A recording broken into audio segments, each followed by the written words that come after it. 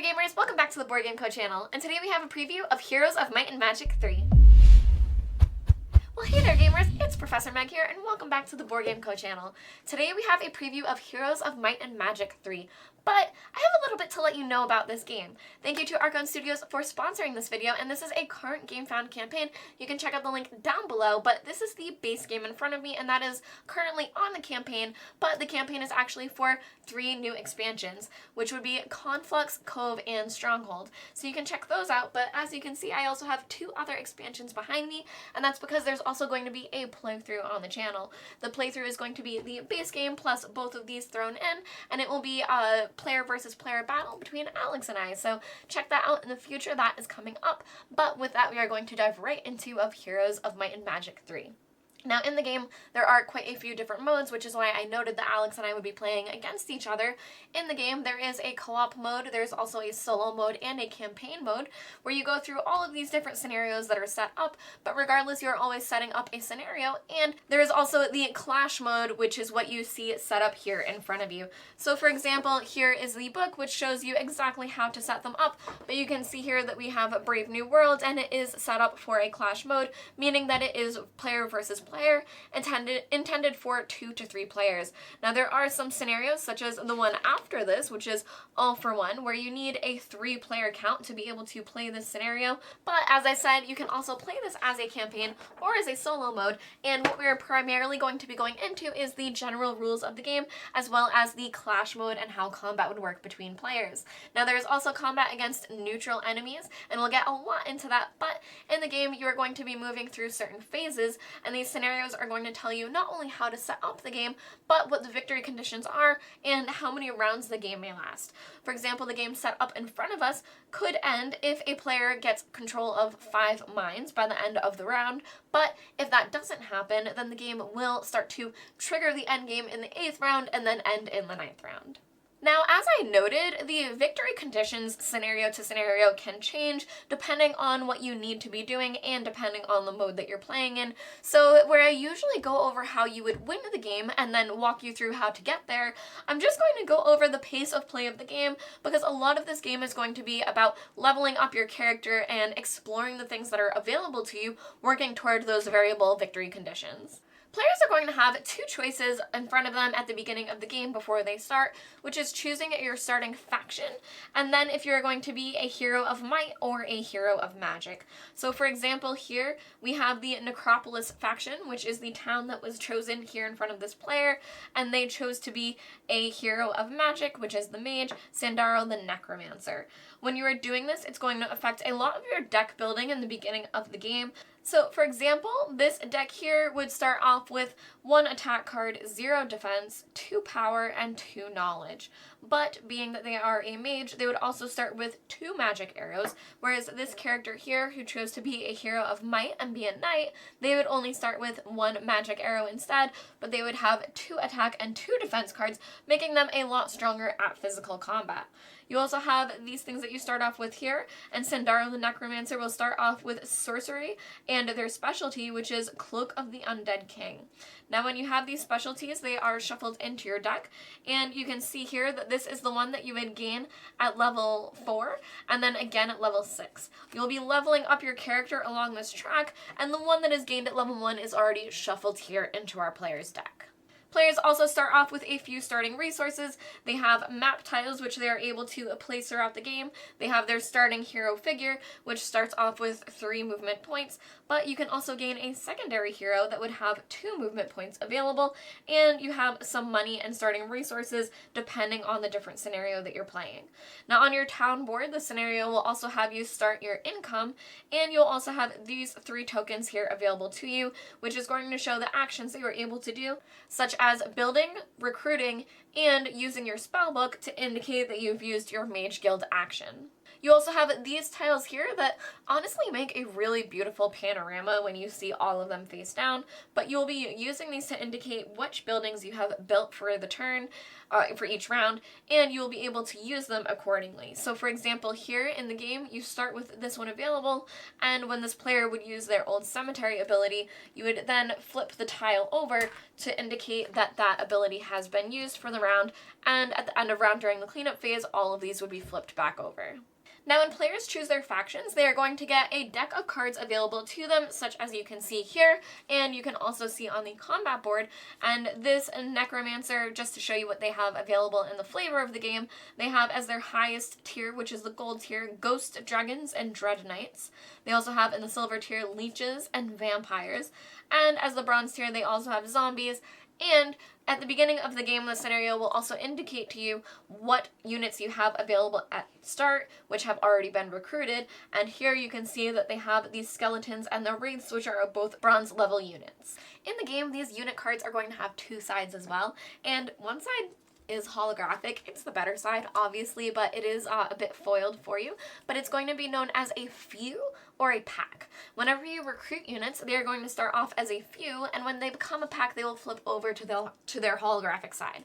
As you can mentally think about this, a few zombies is definitely not as scary as a pack of zombies. So it actually increases their stats and gives them better things, but if the pack is ever defeated, they will then go down to a few before you can completely defeat all of the units. Now, the round tracker that we have up here is very important for quite a few reasons. Not only are the rounds limited because of the scenario, but certain things will trigger depending on the scenario as well. So for example, this one here has us triggering something on the 3rd, 6th, and 9th round. So that would actually clear cubes that are placed on the board here, changing a law of the game. But depending on the round, specific things will happen at the beginning of the round as well that can be very, very important. On every odd round, besides the first one, you're going to gain resources based on your town board. So for example, this player here is currently gaining 10 coins, 2 building resources, and 1 valuable to be able to be spent on future actions. But as you increase those different thresholds, you'll be gaining those resources every round, depending when it's an odd round up on this top track. Now on the even rounds, a card is going to be drawn from this deck up here. This is known as an astrologist round, and different cards are going to come in effect, as I said, every even round. So some of them will be until the next astrologist card comes, and some of them will just be a one-time effect. For example, this one here is Astrologers proclaim the week of the Golden Dragon.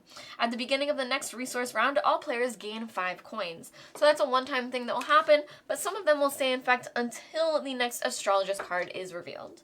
Now, as I said, your main heroes will have 3 movement points, and when you gain a secondary hero, it will have 2 movement points. You'll be able to use these movement points on your turn, and the round is going around having players use their turns moving around the board that is shown here, and you'll be fighting combat in this close combat board over here. But players are going to be moving around these different tiles using their movement points, and something that's very interesting is your town actions you're going to be able to do during other players' turns.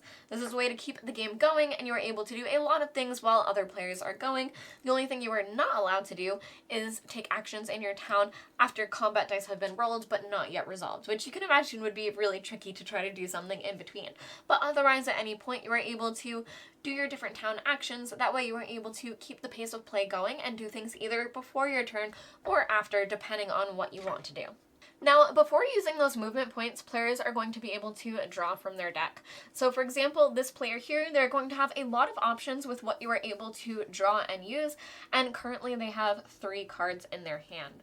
If you had 3 cards in your hand, you would first be able to discard any number of cards you would like to before drawing more. So for example, if we wanted to discard 1 card, and you wouldn't be doing this face down, this was just to make it more simple, we actually wouldn't discard this one, but for example, if we wanted to discard a card before drawing more, we would be able to do so, and we have a hand limit currently of 4 based on our level, so we would be able to draw 2 additional cards.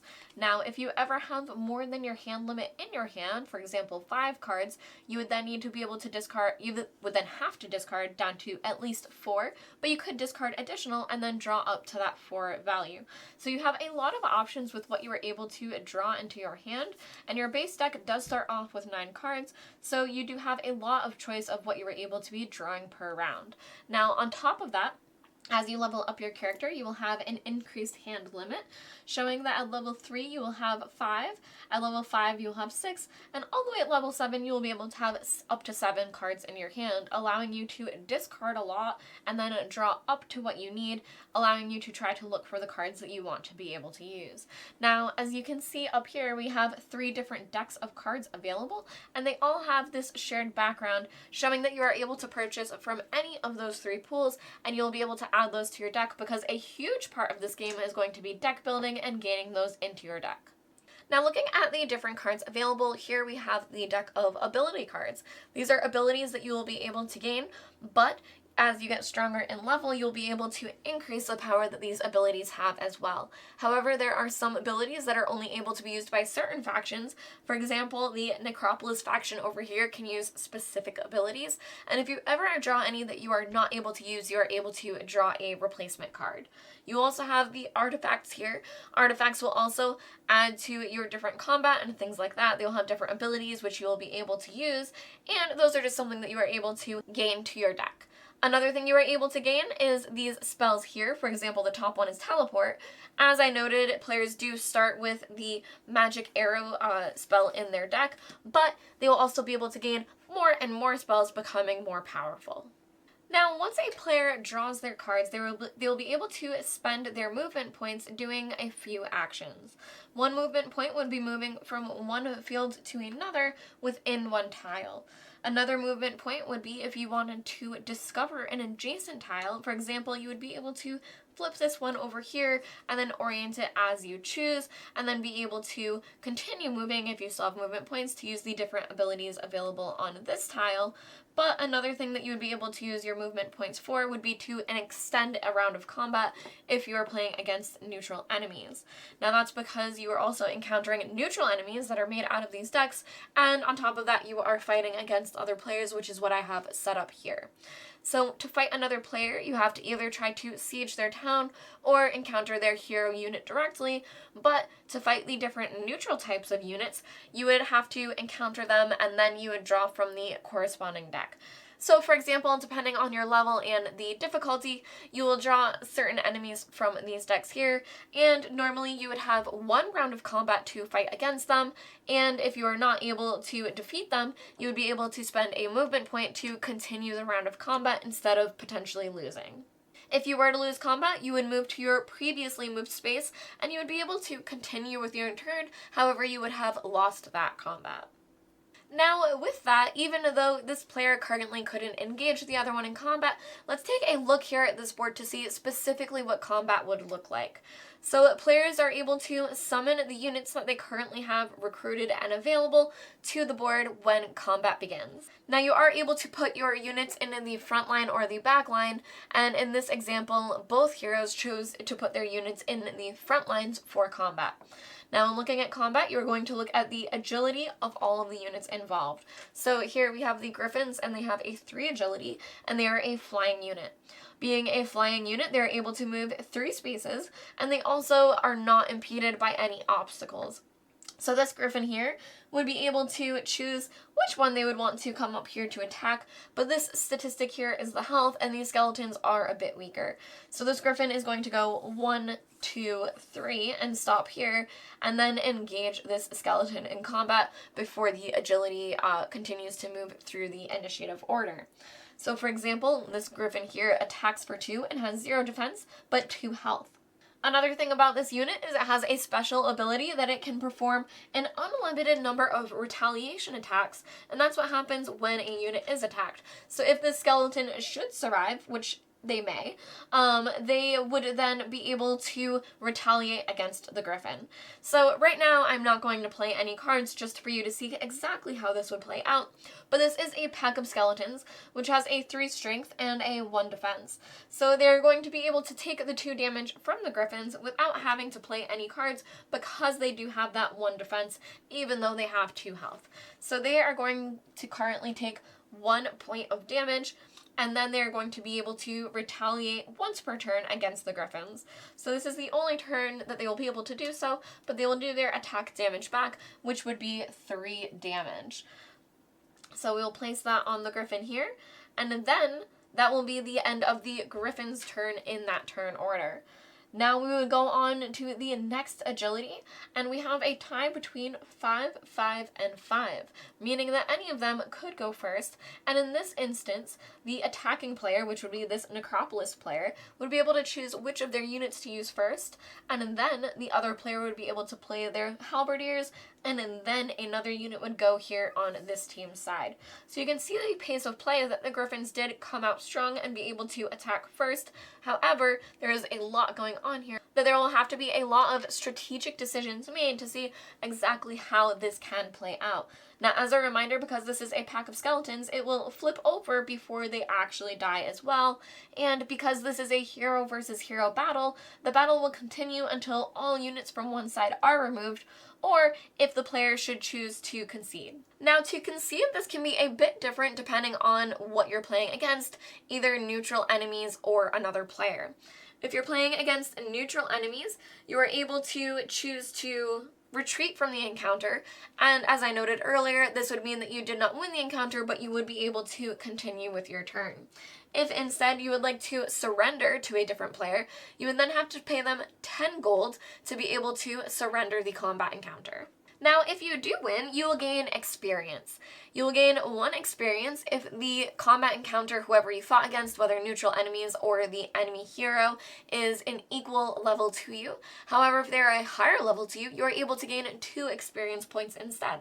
One final thing to note is there is an Azure tier, which is blue, and even further down than the gold tier of enemies, and if you ever do defeat one of those, you are automatically put to the 7th level on your hero track. Now, in that combat example, I would have also been able to play some cards.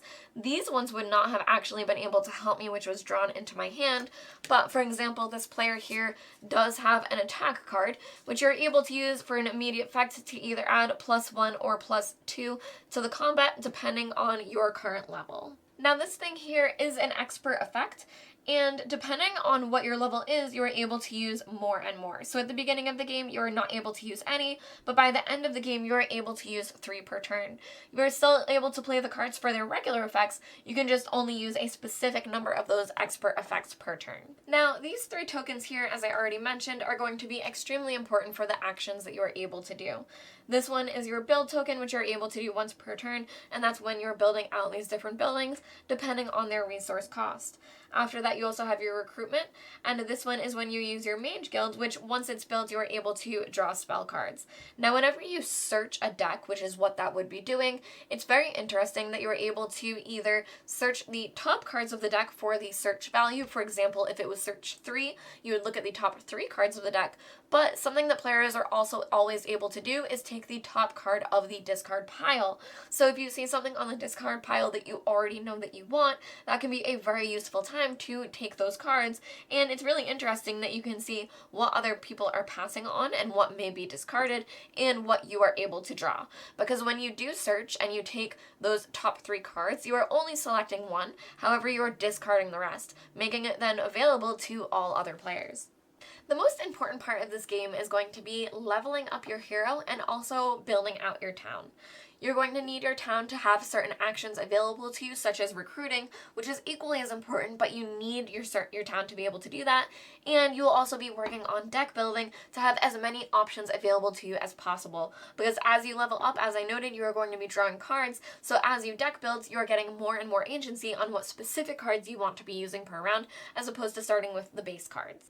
A major element of the game is going to be exploring all of the different areas that are uncovered here on these tiles, because they are going to have different effects, giving you things to work on what I said you would need to be doing, such as gaining different resources in these areas or being able to gain cards. All of this is going to be working toward both being as strong as you can in these combat encounters and being prepared, upgrading your units from few to many, but you're also working toward those specific victory conditions, such as, for example, this one, controlling the most mines. So where combat may be very important, especially as far as it keeping you in the game and staying alive, you will also need to be able to find those different mines and take control of them, because that's the true end game condition. Now, looking at this tile here that this player has in front of them, I'll talk about some of the options that they have available. Here's the Tree of Knowledge, which you would be able to go there to pay either 3 valuables or 10 gold to gain 2 experience points, which is actually half an experience point, but half moves you up, and so 2 would give you an entire experience point. Here's the Witch's Hut, which you are able to remove an ability card from your hand or gain an ability card. Now when you do that, you can look at the top card of the ability deck and put it into your hand, or you can choose to just discard it if it's not one that you would choose to draw.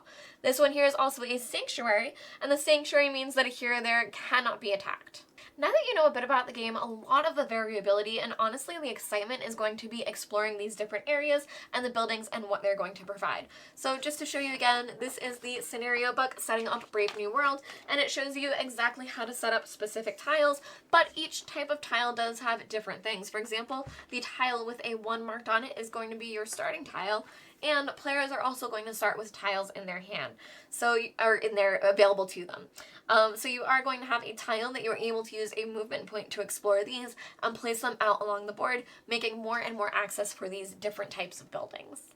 Now, looking at the town board here, as I noted, this is where you're going to be having the different buildings, but to get into a bit more about what they do so that you have an understanding of just how important they are going to provide different abilities. The Mage Guild I've already noted is you're going to use the spell book to be able to search the top deck of the spells and gain different spells. Again, you search for a specific amount and then only gain 1, but you also have buildings here such as your Citadel, which unlocks reinforcing units, which is when you would be able to gain more, and when under siege, add 3 walls, 1 gate, and 1 arrow tower cards to the combat board. So when your places are being sieged, you are able to protect them here on the combat board. And other things that are specific to the different factions are things you are going to be able to unlock as well. For example here, the Necromancy Amplifier. At the beginning of your turn, choose 1. Search the ability card deck for a Necromancy card and put it in your hand, or search the ability card deck for a Necromancy card and put it into your hand, or take 1 specialty card from your discard pile and into your hand. So that is something that you're going to be able to do as the Necromancer, but it will very much vary from faction to faction. For example, over here we have the Blacksmith.